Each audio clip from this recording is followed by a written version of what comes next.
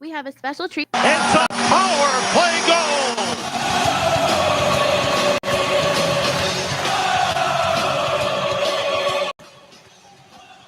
You are listening to Ranger Talk Thursday with Val, only on WICR, Iona College Radio.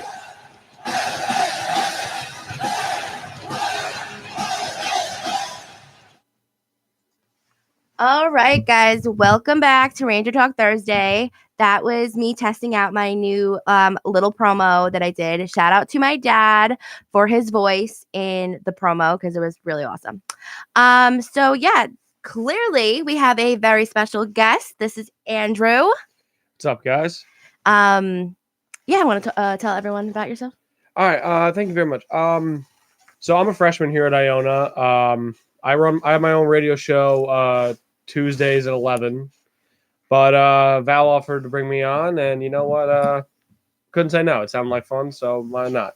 Yeah, he's also a big Ranger fan. We had like a whole discussion on Instagram, and that's really how that started. Yeah. I forgot what the post was originally, but Something about the alternate captains, I yes. think. Yeah. Yeah, so we had a whole discussion, and it was like, hey, you know your stuff. Let's come on my show. And he woke up really early to be here, so thanks. Yeah, no problem. I mean, hockey is one of the things I don't get to talk about on my show, which I do talk all sports, but I don't get to talk hockey. So I figured I'd come on here and talk it up with you for a little bit. So why don't you talk about hockey? It just doesn't really fit into my schedule on sports because I cover baseball, I cover college football, I cover professional football, and that barely squeezes into the full hour I get. Okay. So hockey, maybe when baseball season kind of winds down, maybe when football season kind of winds down, I can move over a little bit into hockey. But as of right now, with hockey just starting, all these other sports kind of already in motion, baseball's in the playoffs, football's in the heart of the season. It's a little hard to fit in. Yeah, no, I get that. And especially with the Rangers having this like crazy schedule of not playing. Yeah, I don't know what this is. This is like the second time.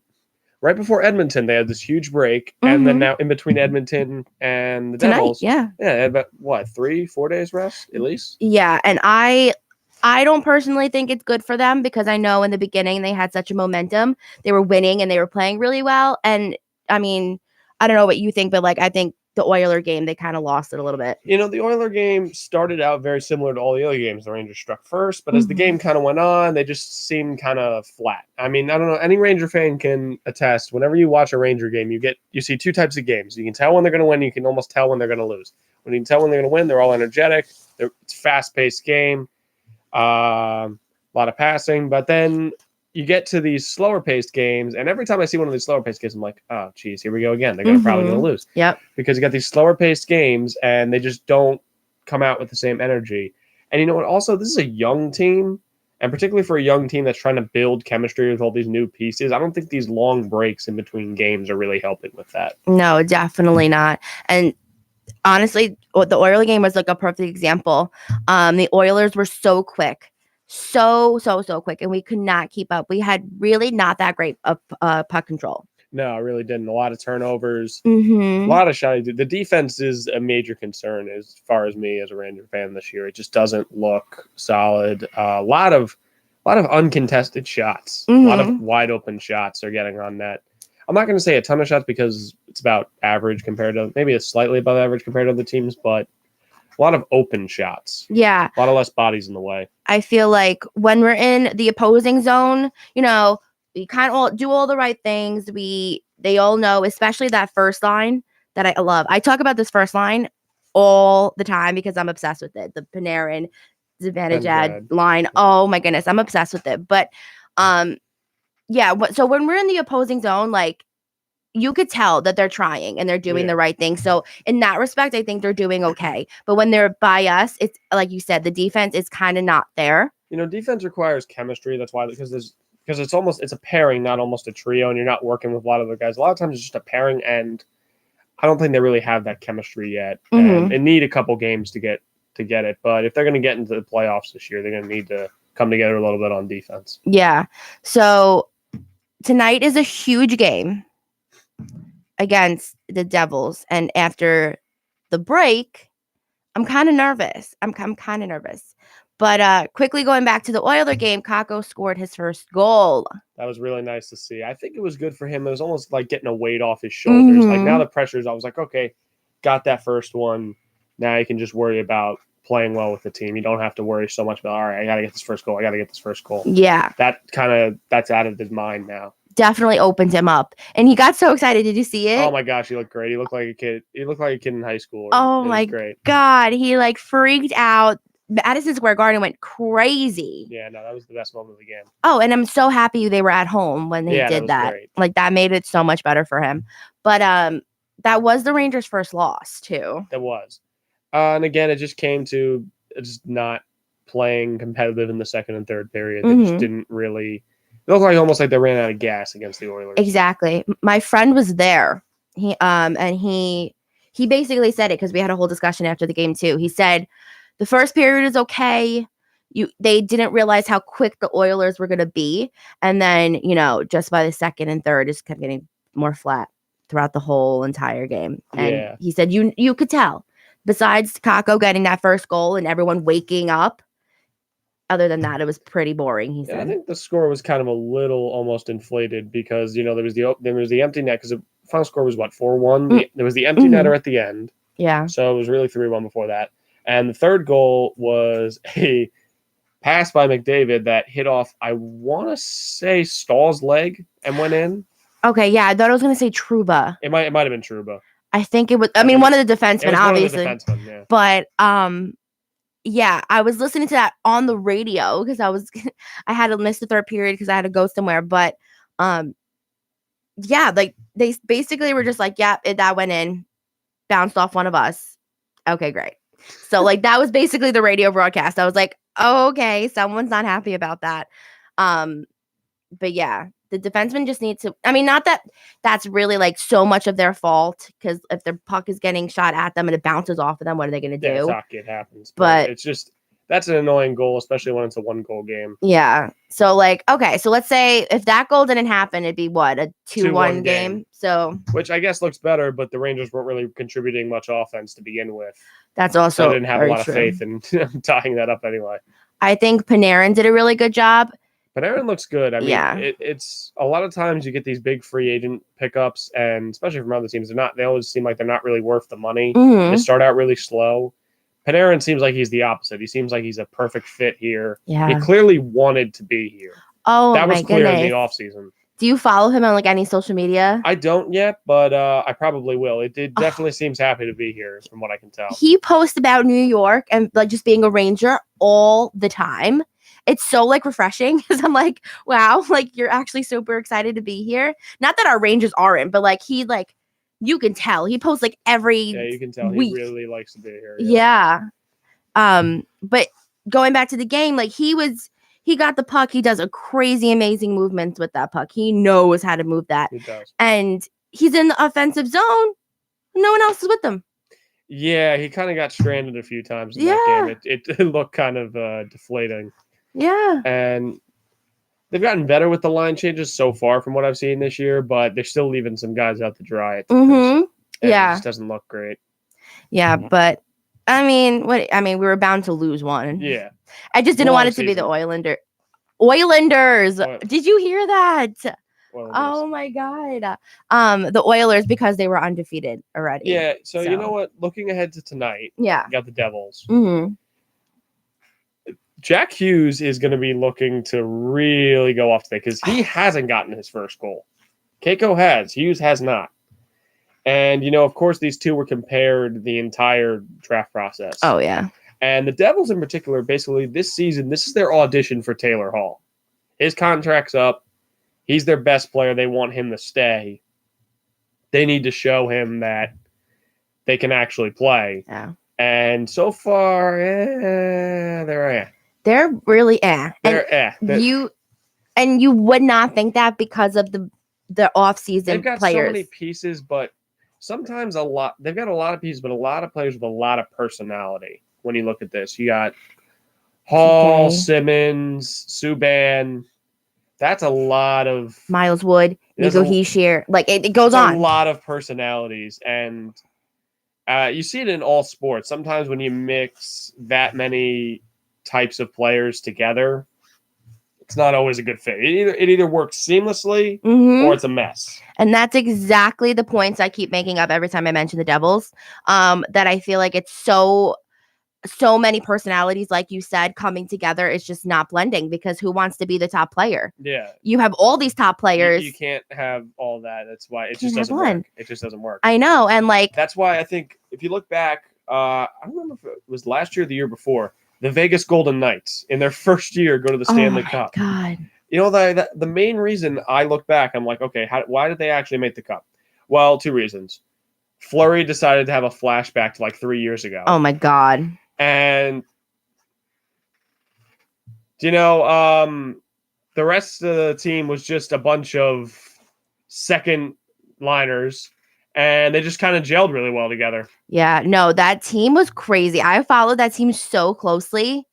Because I think Fleury had a lot to do with it, though. No, yeah, it was definitely superior goaltending. I think they lucked out with the expansion draft with the Penguins having Yeah. 2 really good goalies. They could only protect one. He was also coming off the Penguins, who were on a hot streak at that time. He was So, the backup at this time because they were just transitioning to Matt Murray. yeah.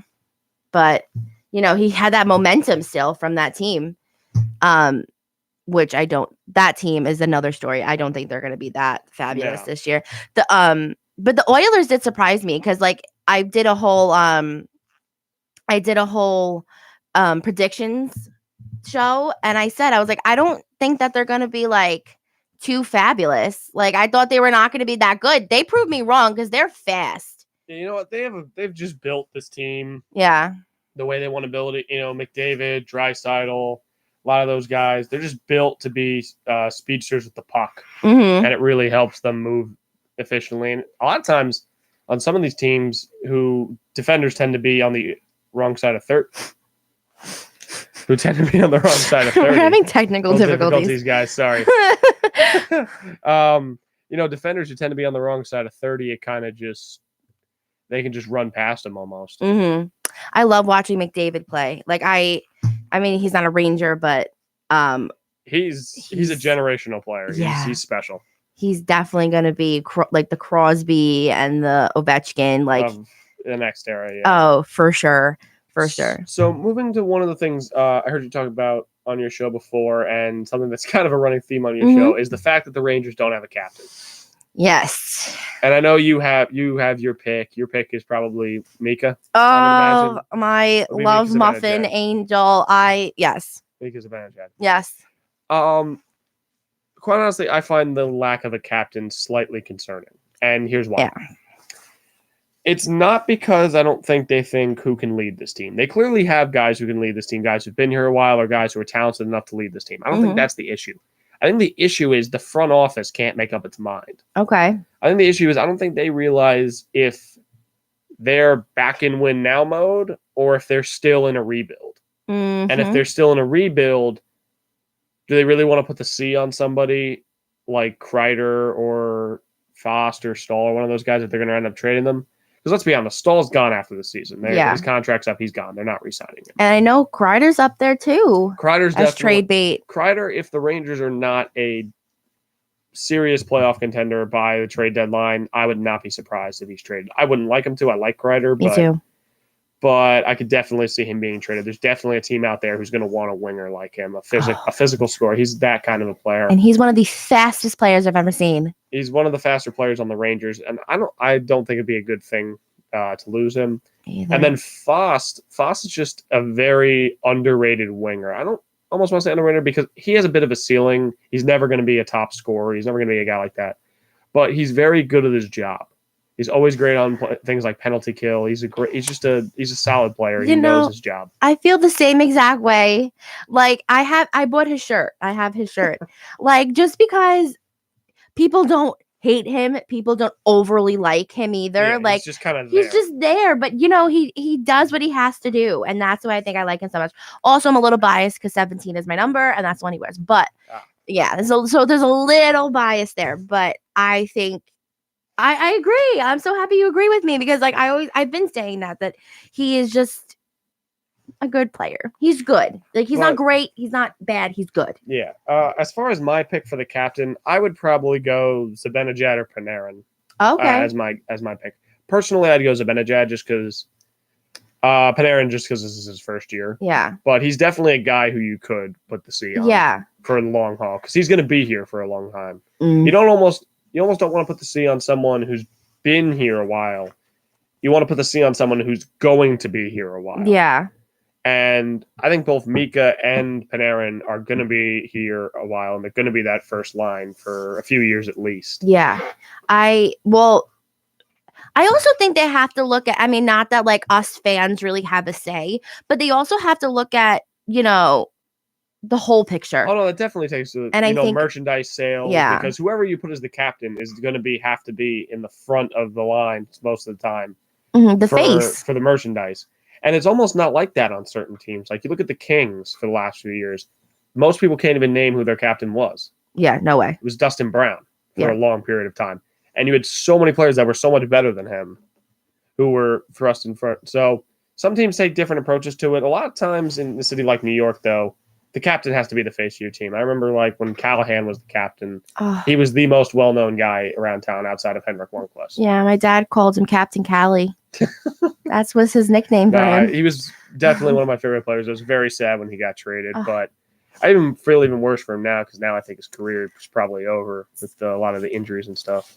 That's funny you mention him. I'm pretty sure I read just now when I was looking on the computer. I'm pretty sure that I read that he's actually making his debut tonight Wow, just to, that'd be crazy. Play if that happened, something. because I thought he got a scary injury. I want to say he was either Yeah. in the preseason or the offseason, or maybe off season, I I think. think. And it didn't look good just because he was on the wrong side of 30 and he was getting up there Mhm. and didn't really know what Tampa Bay wanted to do with him. Yeah, and I don't know if he's just showing face just because he's on a team. Yeah. Like I don't think it's going to be anything too serious, but I'm pretty sure that I read that he's making his debut tonight. All right, Which cool. is good for him. Yeah. But so wow. Oh, that's so funny that you brought that up. I just looked at that. I was like, oh wow, that's interesting. I was like, I thought he was like not going to play. Yeah, I didn't think so either. But Mika, going back to Mika, I think he should be captain because in everything you see, well, if you look at all the Rangers' recent posts, he is. He's the face The of the Rangers. He's face. the face of the Rangers right now. And right now, I feel like our face is Henrik Lundqvist, and It will not be until he retires. He's just that kind of guy. yeah, and not many times I guess if you look in terms of hockey, like the franchise player can totally be a goalie, like it totally can be, but I'm saying like majority of the time it's not. Well, the goalie can't wear the C. Yeah, That's kind of the distinction. I don't know when that rule was put in place, but basically, the goalie never wears the C, mm-hmm. just because the goalie is almost so much of an individual position. Mm-hmm. Yeah, But yeah, you look at tons of teams. Their face has definitely been their goalie. You look at, you think? you look at the Kings. Jonathan Quick was definitely, I think, more the face. Maybe you could argue Anze Kopitar, but I think it was Jonathan Quick. Mm. Carey Price was, I think, definitely the face of the Canadians. I mean, you could argue Subban, but No, I think Carey Price was really the foundation there. Ever since he won the gold medal for the, yeah, he was pretty much the face of that team. yeah. I mean, I guess there's certain exceptions, but But most of the time, it's not. yeah, Because also the goalie is a faceless position. that's You don't also true. People take it for granted in sports. It's true. Who do you usually know better? A basketball player or a football player? Who do you usually know what they look like more? Usually you know what a basketball player looks like more because they don't wear a helmet. Yeah. Goalie wears a cage mask. The regular players wear a little visor. Unless you're So- Val and don't watch anything but hockey and the occasional baseball. So, unless you're me, I'm an exception. Don't follow me. But Kako did a little mini interview, just doing like a statement about the game tonight. And he said, he goes, it's not a game against me and Jack Hughes, which is everyone's making it out to seem. It's just Devils versus Rangers. And I think that's going to more running themes of the season. I think that's going to be a big theme, is this whole Kako Hughes thing, this whole battle, which Yeah, the media loves to make storylines. mhm, And Kako Hughes is just gifted to them. It's Yeah. just gift wrapped to them. You know, you got these two teams, they're right next to each other, they're rivals. You got Hughes, you got Keiko. They went 1-2 in the draft. Like, you can't gift wrap a present for the hype train any more than this. And Yeah. as much as he wants to do that, I'm sure as much as the rest of the teams want to do that, it's going to end up in the media looking like Hughes and Keiko. Mm-hmm. And regardless, it's gonna show that way playing tonight too. Yes. Because they're young kids. They're 18. The young kids and the big lights, it's gonna show. So they're gonna want to outshine each other regardless. It's just human nature that's gonna happen. And I think Hughes specifically now is definitely gonna look for a big game. Mm-hmm. Even more so than Keiko, because Keiko, you know, like I said, he's gotten that first goal out of the way. Yeah. Hughes hasn't, and Hughes, when he was coming out of the draft, was dubbed as the long-term better than Keiko, but wouldn't be as great right away. Mm-hmm. And it's showing. I think he kind of wants to abolish that little caveat that he has. Yeah. And if he has a big game tonight, he could be on his way to doing that. I just hope it's not tonight. He can have a big game Yeah. because I have nothing against him. Just not tonight. Any other team. Not tonight, yeah. But I know Lundqvist is not starting tonight either. Yes, which if you want to get into the Lundqvist subject, I guess here we go. Please, Ranger Nation, do not kill ourselves. Yeah, we're gonna do that in another segment because the segment went pretty Really long. Sorry about that. Rangers talk gets intense. Okay, so we'll be back with the static. And so will the static, yeah. Yeah, sorry, I should have kept track of